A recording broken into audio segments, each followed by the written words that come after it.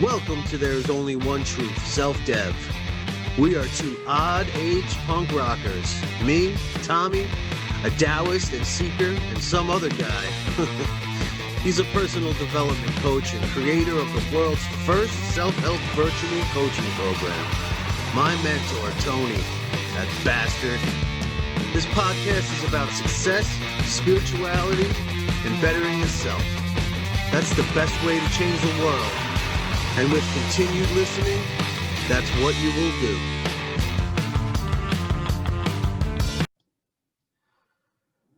Tommy, before we get started, I want to tell you something. Anything. All right? I can tell you anything, right? We have a close relationship, multiple tiers of it. You've got to be the biggest piece of shit I've ever known. Oh, my God. The biggest piece of shit. Or sometimes I like to say POS, shorten it up. Biggest POS. You know, what's interesting is that before I was even confused, I was flooded with feelings of guilt and shame. Of course, because we have a real relationship. When you have a real relationship with people, then it's relatively easy, or it's natural is perhaps a better way of describing it, of being offended or insulted or hurt when they say things that are that way towards you, because you have a real relationship. Right. You and I were friends foremost. We also have a teacher-student relationship. We also have a business relationship. We're co-hosts. So there's four relationships, 4 tiers right there. We have a real relationship. Yeah. So when a relationship is made of 2 people or more, and when something changes with what a person brings to that entity, the relationship, that affects both parties, especially the one who now feels that they're less than in the relationship, which is exactly what you experience. Good news for Tommy. Everyone listening and watching, and myself, I was totally being facetious, of course. I said that to make a point. And today's topic is going to be about, but before I talk about what the topic is, it's pretty funny. Most insults that people use, if you notice, they call, is the name of an animal. They call a person an animal, for example, a rat or a pig or a chicken, or worm, right? Or snake, right? Turkey, right? Or they use body parts. Swine, that's a pig. Body parts, he's a dick, he's a pussy, cunt, asshole, right? No toes or feet, but especially the genitalia or the about to get to the next part, the excrement, which is what an asshole produces. But you notice urine doesn't really make it into the insults parlance so much, but certainly excrement, shit. Yeah. Again, what did I call you? It's so funny that but today is very common, is not shit, calling someone shit. I mean, of course, that's more of old. That's kind of antiquated practically. What's very common today is to call someone a piece of shit. So it's not the whole or the load, just a portion of it, a fraction of it, a segment of it, maybe a slice of the loaf if it's got good form. So just a small part of it is sufficient enough to label someone that, and that's your attempt at insulting them. And that's one of the reasons why it really makes me laugh. That I love it when people call me a piece of shit. Well, one, because I have a great sense of humor. I don't say that to self-aggrandize. I mean that. I mean, I could teach a course on humor. And not just that I'm funny, because I'm not going to say that I'm funny because someone might object to that, right? And those people are pieces of shits, by the way. Anyway, I'm kidding. I have a friend, the Jolly Cat. One of his things that makes me laugh. He does so many things that make me laugh. But he doesn't have a great command of language. When he tries to offend multiple people at the same time, he calls them piece of shits. So it's not pieces of shit, or pieces of shit. It's piece of shit. That cracks me up. But anyway, that's funny, man. It's this podcast, this episode is going to be about being offended, which is everyone knows is extremely common today, right? You'll hear a lot of people say, "That's offensive." Ooh, that's offensive, or I'm offended by that. And again, how I started the podcast off, by saying that derogatory thing to Tommy. He felt poorly from it. He felt negatively from it, and understandably, naturally, and perfectly, it was normal for him to feel that way because we have a real relationship, and real relationships, real things things can affect real relationships. But what I'm going to talk about today is when people are offended by people who they don't have a real relationship with. And that is a very interesting phenomenon. And I'm sure that social mores are absolutely nothing new whatsoever. I mean, they've probably been around since the beginning of societies, right? Absolutely. What's the custom? What's the culture? What's the routine? What are we used to? What's the status quo, right? Or, and what are our traditions? How deep did they go? They all build that, right? And mores are comprised of that. However, today, everyone knows that being offended is like the social pitfall that you should avoid offending somebody. You should, especially things that are established that are offensive. That is offensive. We got to understand about being offended. There's only one thing. Well, primarily, I don't want to be absolute. That's offended, and that is a person's ego. That's it. Yeah. And the bigger the ego, the more frequent or the larger the offenses.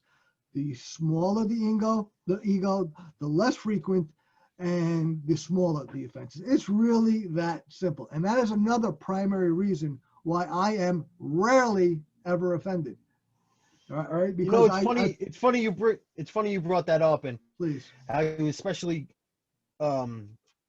compared people to excrement and animals when you want to offend them. It reminds me also of people with disabilities and handicaps, how we would call someone, "Oh, you're a moron, you're an idiot, you're a retard," which of course now is extremely offensive.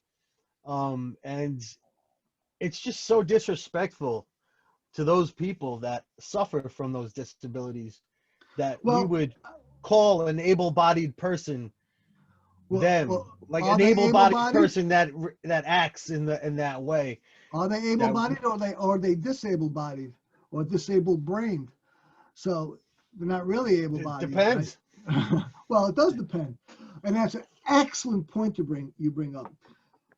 When I contend that in those instances in that you described, when the an attempt at an insult is the weapon of choice, the weapon being wielded is to call someone something of lower intelligence, which you just described, morons, idiots, retards. They're not looking to mock literal morons, idiots, and retards. These are actually legitimate words. These aren't necessarily pejorative words. Pejorative means an offensive or derogatory word. They are legitimate words, and they're used to describe a person's intelligence or intellectual ability which you alluded to, but I'm defining clearly. So what the insult attempt is try to say that you are stupid, and because you're stupid, I win.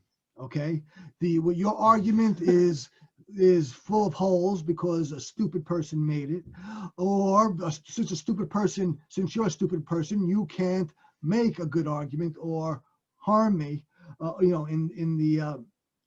In the discussion because you don't have the ability, the intellectual ability. You're intellectually unprepared or unable. So you understand that's what they're looking to do there. They're not looking to offend necessarily, people who have mental disabilities or low intellectual capability. Now, what goes on a lot is, well, primarily in this situation, is that people, and this is a big part of I'm sure they get offended though. I'm sure that a lot of them do. I mean, like a piece of shit and an animal can't get offended, but I'm sure Right. like there's certain people that have disabilities that are like, I can't believe they refer to him or her like that because Okay. I actually am like that. That's an excellent point. Hold on to that, but first, because I want to precede that by the people who are actually idiots, morons, and retards. Okay, I don't say that to They be are. hurtful. Of course, I don't want to talk about them for a moment. I want to talk about people who love them. Parents and anyone who loves them could be just a friend. Right. When they, that's 10 minutes. 10 minutes. Marker.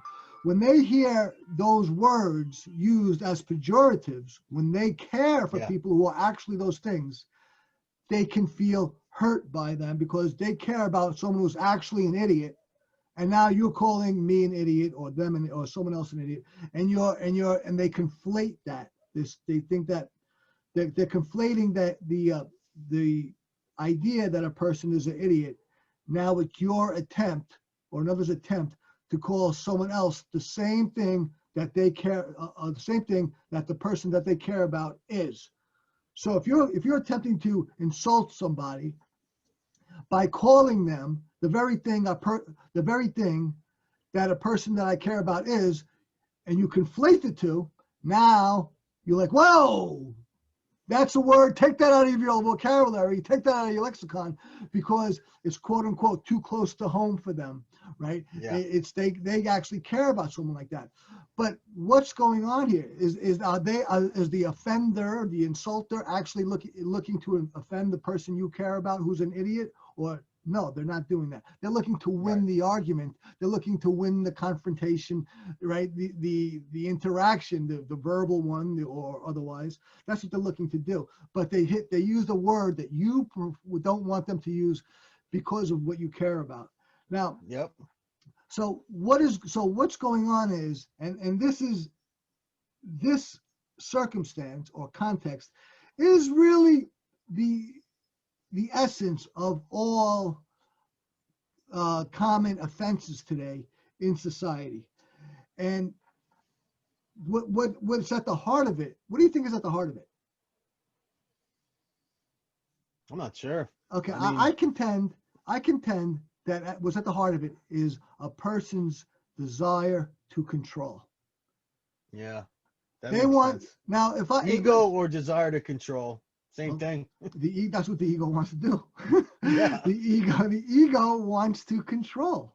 It wants to control you so that you don't say anything that would be objectable to its self-identity and what it thinks,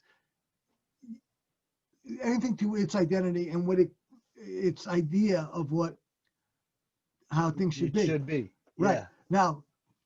Now is that a reasonable desire for me to want to control you? No, it's not. It's not reasonable, because if I think I have the right to control you, then I must, with that logic, say that you also have the right to control me. Right? If I think I have the right to control you, then I must concede, if I'm being honest and I'm being fair, to very follow elusive, the golden rule, right, two very elusive things these days, that you have the right to control me. So which one of us is going to win? It's going to be a fight. But if you let go of the notion that I have, not only do I not have the right to control you, but that I cannot control you, then I can allow you to say whatever the fuck you want. Yeah. All right. Now, see, so if someone says something that uses a pejorative relating to a low intelligence, or maybe a pejorative against LGBTQ, or an ethnicity, or a religion, or anything else, it doesn't matter. It's the same exact dynamics going on. They want to control you so that you don't say that. Why don't they want you allow you to say that? Because their identity, self-identity, which is their ego, doesn't want you to say that because it threatens them somehow. Because they have made it so that they think by making this thin ice for you, that Uh-huh. the ego will be affirmed by you. Okay? So they're creating a self-identity that they need for you to affirm, because it's in place by their ideas of how things should be. You should not say this. You can say that, as long as it's not on my list, not things that you can't or shouldn't say. And you can say whatever you want, right? And that is nothing but an affirmation that they're looking for of how they think things should be. Now, is it right for me to think how things should be? Is it right for is it right for me to think that it should be my way? Well, let's say that how many people are on the planet? 8 billion? Is that it?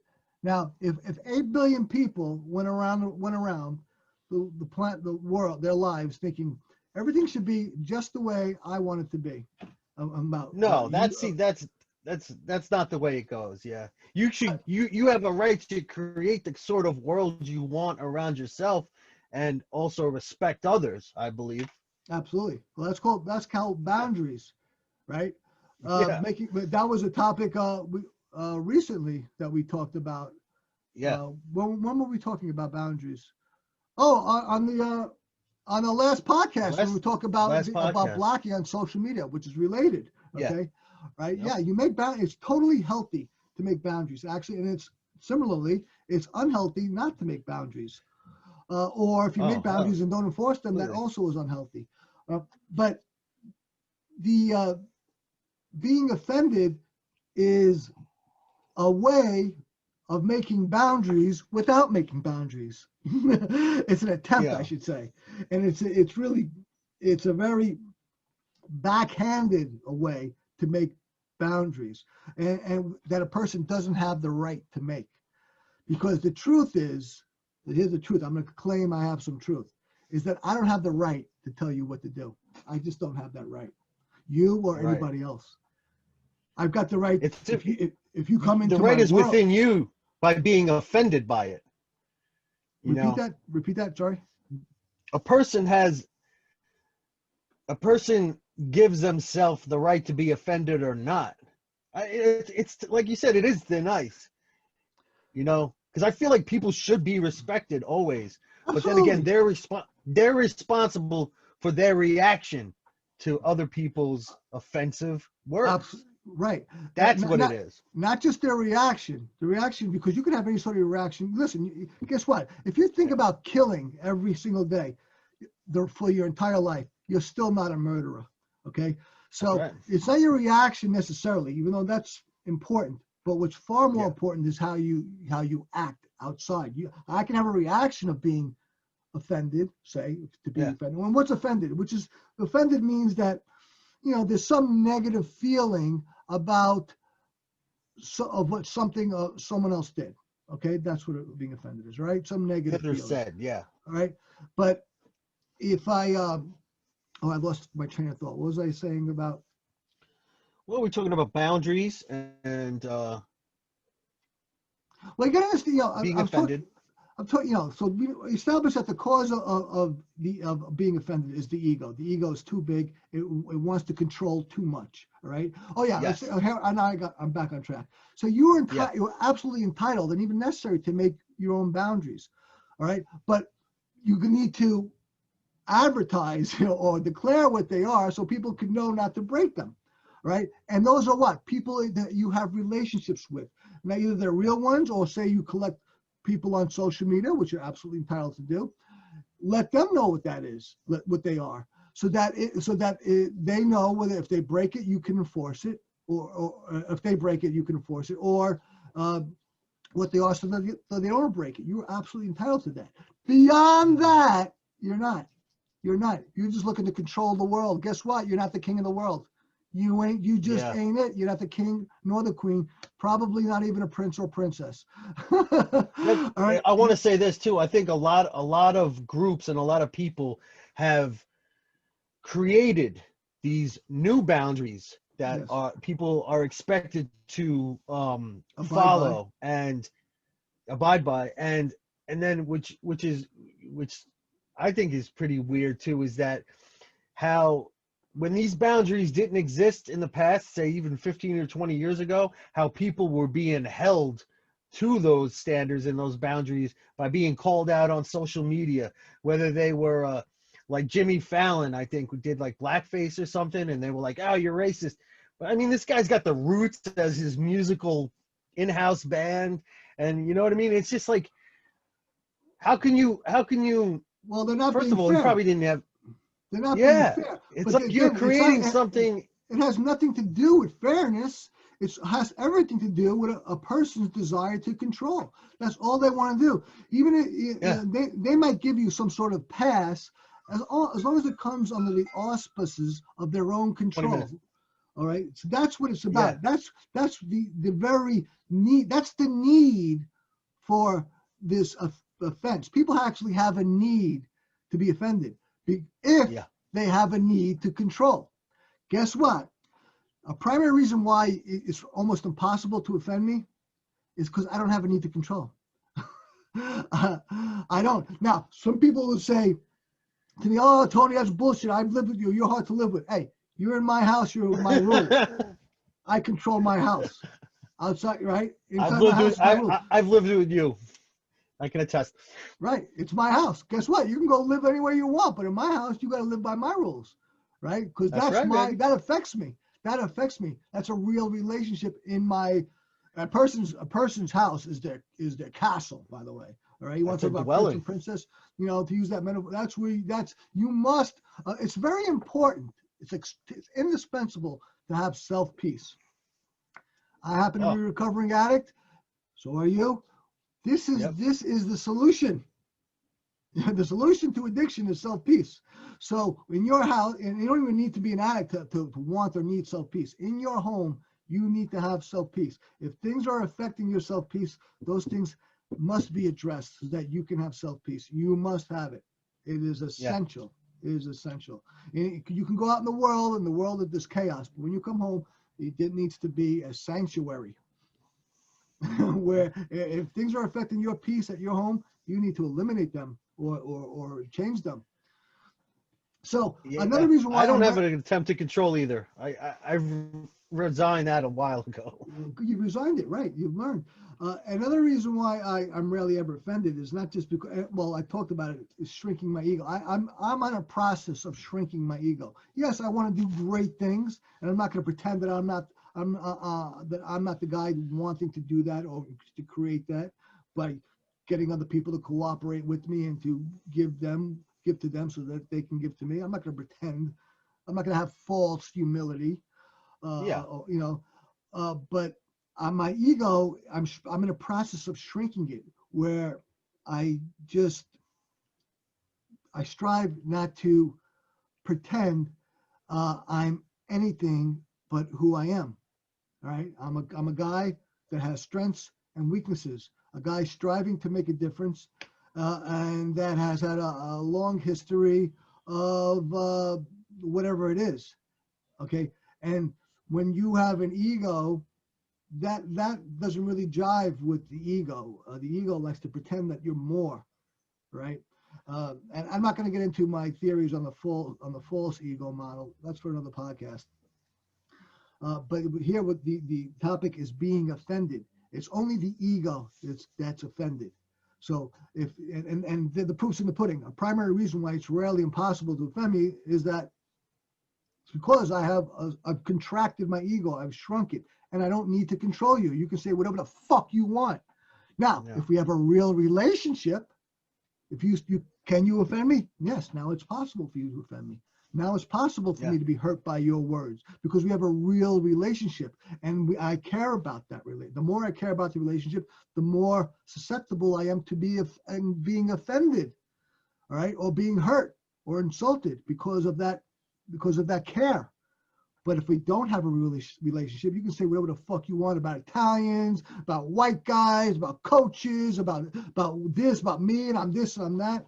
I'll take your feedback. And absolutely, I'm always open to feedback. It's very important to be open to feedback, and to criticism. And because sometimes what people will say is even true, right? Yeah. Well, a lot of times it's not. A lot of times people just want to hurt you because they want to control you. They want to take you down because of their need for control. That's the ego. They try to offend you because they want to control you. Well, the less you subscribe to their bullshit, the less you can be controlled. That's right. So what? And now we're getting into why we shouldn't be offended. Well, if you the more offendable you are, the more controllable you are. That's right. Because so not only think about it. It goes both ways. Yeah. If a person knows what offends you and they want to push you in a certain direction and they know that that'll make you change, if they say or do a certain thing, they could get you right where they want you. That's right. Absolutely.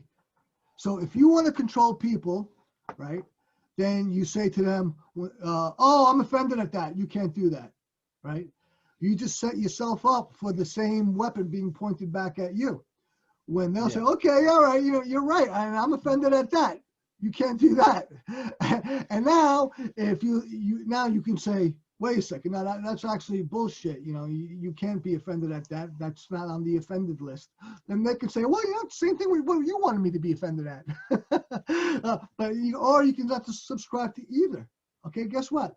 We don't have a real relationship. Therefore, I can't be offended by you. And you are absolutely entitled to not just your point of view, but to express yourself honestly. Hell, you even have the right to express yourself dishonestly. Because that's your business. Yeah. Give people the right to be themselves. You're going to find yourself feeling better instantly because you're not concerned about controlling others. You don't have to worry about controlling others. And if they say something not to your liking, that's fine. You can learn to feel the feelings and then grow from it and become more resilient and have thicker skin, which is really one of the greatest skills you can have in the world. Yeah. When you have that, the more you can allow others to be themselves and not what you want them to be, aka control. Hello, you can let go of just the need for control. It's a scary world. Well, it's scary world. Thinking about a world where people just want to control you. Oh, think about it. Just think about the possibility. Imagine that you could not be offended. That every single thing that anyone else said is okay with you. It's just okay. Yeah. Can you imagine that? Just imagine that. Can you? Okay. Can you imagine that? It's awesome. I see a lot of people going for their dreams a lot more. Absolutely. You concern yourself with your own dreams as opposed to trying to shut other people down. Now you may say, well, wait a second. What people say are hurtful to others. I don't want other people to be hurt. I'm down with that. Matter of fact, that's my dream is to reduce and eliminate suffering in the world. However, I also know, what did I say? That if I don't have a real relationship with you, you can't offend me. So you may say okay, don't use the word retard because I care for a retarded person. You say it so perfectly, right? Okay. But that's if someone calls anyone else a retard, is that going to reduce how much you care for that retarded person? No. So the only thing that you need to care about is caring for that retarded person. That's the only thing you need to care about. You don't need to care about the word that someone else uses in any other context. It's right. Concern yourself with the relationship. It's really none of your business. It's none of your fucking business. So the solution is to mind your own fucking business. That's the solution. The more you get in other people's business, the more trouble you make for yourself and the world. Now you can say, I want to change the world. Well, change the world. But by changing it, by making yourself better, that's the best way. And by helping others, not by shutting other people down, because you're doing the opposite there. Yeah, with this pseudo-activism, insanity. And that's all I got on that. All right, so is it time for my corner, for Tony's corner, for the daily reading? It is. All right. And I'm excited. I miss these. All right. I go into the box, I reach into a paper passage, stuff written on the back, some secret code, but we'll read it. It was a nice skydiving picture. I haven't been skydiving too long. And it's simple. It's from, well, let me see. I'll say what the quote is. And it's this: anyone who dares to waste 1 hour of life has not discovered the value of life. Charles Darwin. Ooh, he was a tough one. Boy, man, this is the guy who invented the theory of evolution. And what did he hit the nail on the head? And this is the thing that troubles me the most is the time that I've wasted and time that I still waste. You know, and I strive to be the better me, and sometimes I'm greatly successful, other times less so. And the more successful I am, I know when that is because I'm wasting less and less time. Time is the thing that life is made of. That's what we got. Your life, which is the greatest gift that you can imagine, is your own life. It is made of the time that ticks away at every second. You know, until the time comes when the Grim Reaper calls, that's what you've got. You've got time. You got nothing but time to do whatever you want. And that's all you've got to do what you want is time. And just remember what old Darwin said. Anyone who dares to waste 1 hour of life has not discovered the value of life. So if you're wasting time, even 1 hour, start doing some more research. Start doing some more and learning, because you're going to discover that it's been a terrible error that you're making, wasting an hour of time. Oh, man. Oh, Darwin knows what he was talking about. That's why we're still talking about him today. And I want people to talk about me like they talk about Darwin. So I need to get cracking, man. That is right on, man. You want to leave that type of imprint on the world, like Alfred Einstein? Yeah, things that are written on the back: desire, boundaries, difficult, strong, big picture, relationship. This is from the old I did before. I burn it. I'm gonna put it into my can. All right, into my can.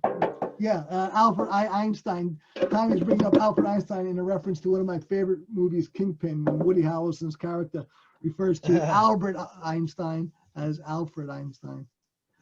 That's great. Okay, so very good. That was a great passage. And now Tommy's going to talk. I think I'm going to talk about someone who I'm really getting more and more into these days. A certain person by the name of Buddha. The Buddha. That's right. I want to bring up a couple of things about him since he's a huge figure in my life. I remember when I was about 13 or 14, I learned about Buddhism, and it spoke to my heart. It spoke to my mind and my character. And I was a raised Roman Catholic, and I was an altar boy in the whole nine. Me too. And I learned about Buddha in Catholic school, but something resonated with me.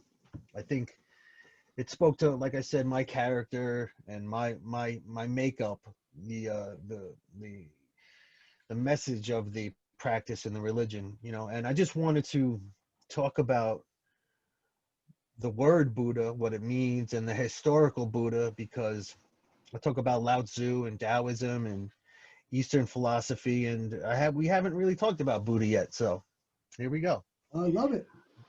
The word Buddha is, I thought it was Sanskrit, but I believe it's Pali. It could be either Pali or Sanskrit, but it means the awakened one, or the one who is awake.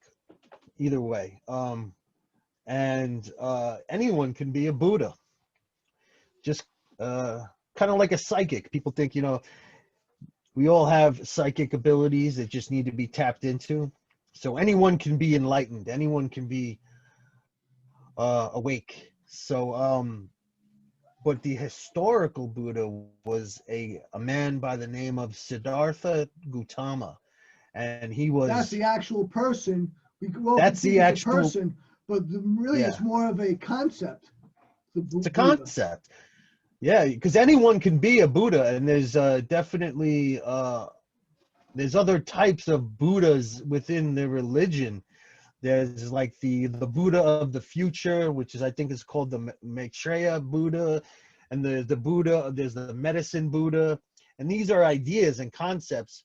Like the medicine Buddha is for healing, but the actual first Buddha, or the historical Buddha, was a man, an actual man, who lived about 2,500 years ago in what is modern day Nepal in India. And he was a prince, actually. He was a prince of the Shakya clan, they were called. They call him the sage of the Shakya clan. And he was destined to be either the prince of that kingdom or the prince of peace. This is what the stories say. And he lived in a sheltered life up until the time he was about, like, I think 18 or 17. He lived in opulence, and just he had anything he wanted, and his life was surrounded by beauty and all this stuff. And his father wouldn't let him go beyond the palace walls, because he didn't want his son to be subjected to any kind of misery and suffering in the world. Until one day he said, that's it, I'm going over those walls. And he went out on a horse, and he encountered a dying man, a sick man, a few other things that exposed him to the miseries and suffering of the world. So he was naturally traumatized, and he then made a vow to get to the end of this, to end the world's suffering. So let me stop you for a second, Tommy. Now, yeah. I noticed a change in your voice when you said that. What were you feeling when you just said that last sentence or two? I was trying to think about how to put it, because the story is so, I mean, I was feeling I hear it now.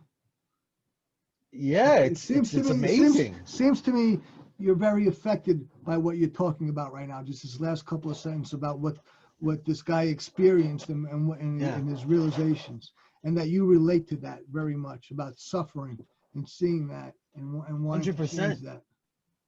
I had a wonderful childhood. I had a great childhood. I come from a great family. I didn't want for nothing. It's amazing how you fucked it all up. I got to a certain age, and I saw how shit was really askew, and the world can be a pretty nasty monster of a place. And I was just like, I was blown away, and I felt that compassion that this religion talks about so much, to help others, and to and want to alleviate that suffering in myself and other people. Yes. And to get back to his story, okay. he go ahead. Now, I want to talk about that suffering of yourself. When you think about the suffering that you've had, what do you feel? I feel gratitude. I feel gratitude because it brings me to this place where I'm at.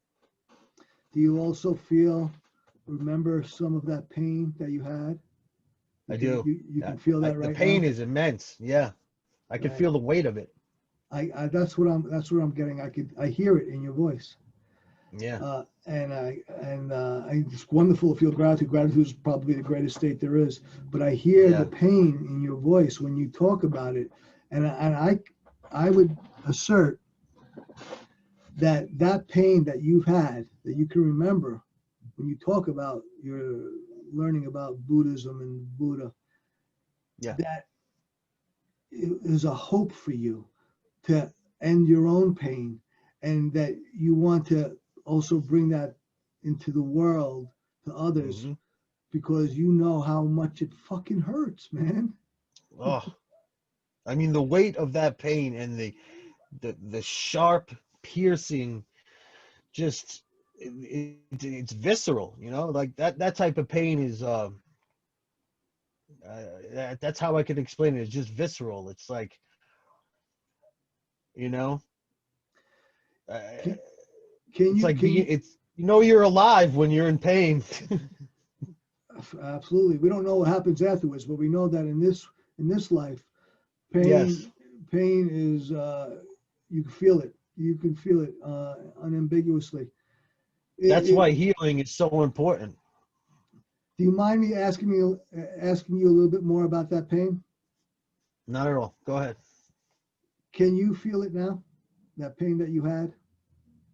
Very, very faintly. I kind of Faintly. remember more of what it was like than the actual feeling. It's more of a memory. Yeah. And I what do you couldn't access it, I don't think, unless what I do you, had maybe images or what do sounds, you, smells. what do you feel about that pain now? I fear it.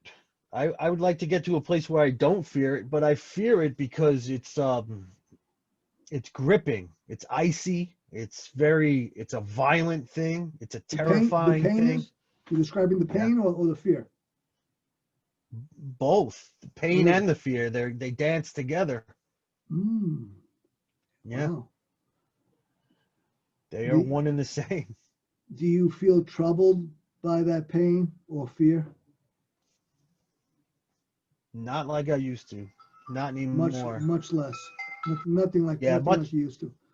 no, much less just because of the way I've changed my life and I've learned more and I'm grateful for more and people have entered my life that are like angels and that have carried I've me known through you. I've known you. I don't know, 12, 15 years. 15 years. I gotta tell you, bro. I recognize you immediately as Tommy Boston, but I also recognize that you have grown an immense amount. Immense. Thank you. You were a very troubled person.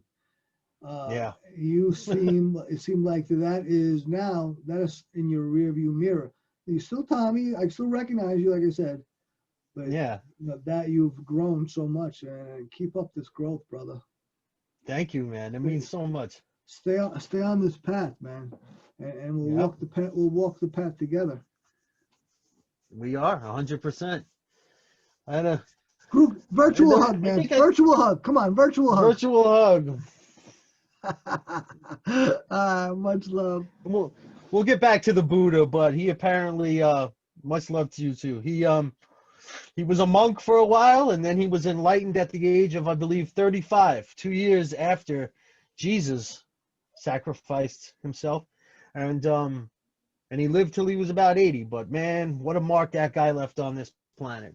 The historical Buddha. Wow, it's awesome, man. Now I believe we have a Mr. Lao Tzu, Sir Lao Tzu to get into. Who wrote a book that Tommy's going to read from?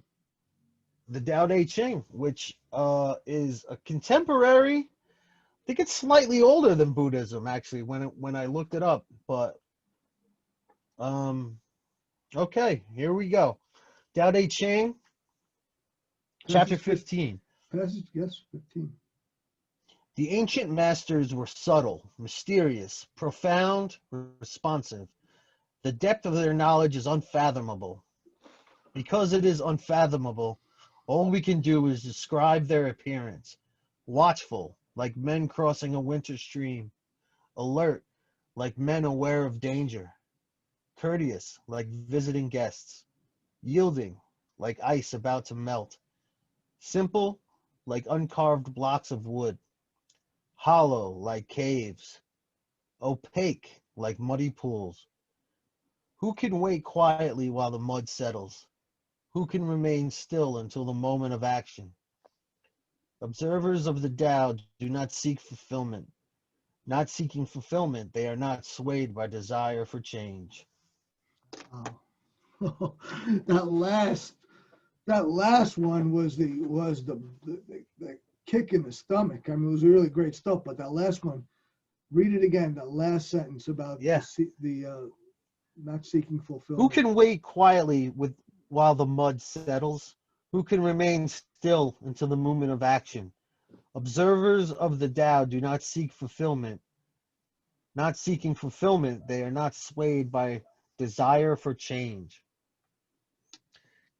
Kind of reminds me of how you said you're not offended in a way by not, Yeah, it is, man. It's notice that I in a description, I consider myself a seeker to this day, and still, and I think you're the same.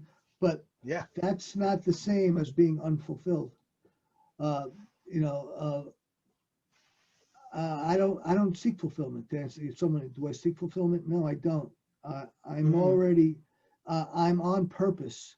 I feel more fulfilled when I'm more effective and I'm living to my higher standards and higher principles. I feel more fulfilled. Yeah.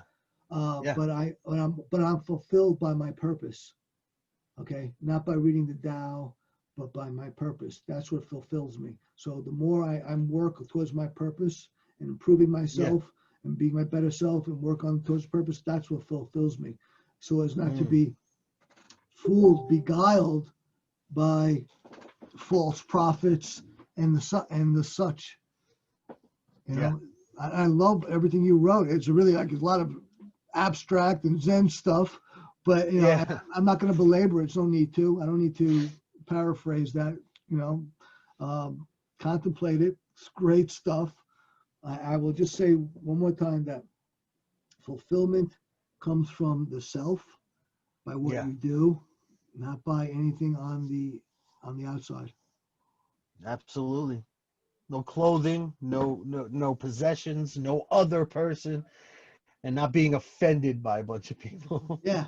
Stop being so offended, America and the rest of the world. And by the way, we'll close with this. I have something special here. I don't know if you can see it. Yeah. I'm not going to say what it is. Ooh. If you can guess what it is, if this object, say it on our Facebook group. Oh, we just made a new Facebook group.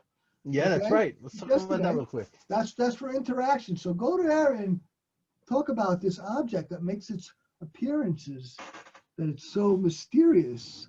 All right. Yeah. Tommy, great stuff. Love you, bro. Another great podcast. You too, man. Oh man, it was just great stuff, man. Love you, man. Yes, sir, brother. Much love to everyone. Even if you hate Tommy, I still love you. Yeah. He's not a better POS. like and subscribe.